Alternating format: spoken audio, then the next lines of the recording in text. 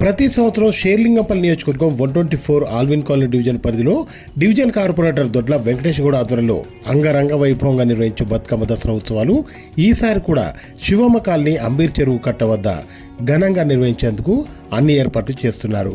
అందులో భాగంగా ఈరోజు బతుకమ్మలు ఆడడానికి స్థలాన్ని జిహెచ్ఎంసీ అధికారులతో కలిసి కార్పొరేటర్ దొడ్ల వెంకటేష్ గౌడ్ పరిశీలించారు.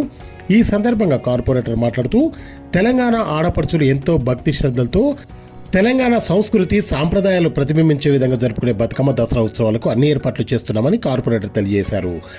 మైదానంలో గుంతలు పూడ్చి డస్టింగ్, లైటింగ్, మంచినీటి సౌకర్యం తదితర మౌలిక సదుపాయాలతో పాటు చెరువులలో గుర్రెపు డెక్క తొలగించి చెరువుకు మెట్లు కూడా ఏర్పాటు చేస్తామని ఆయన హామీ ఇచ్చారు.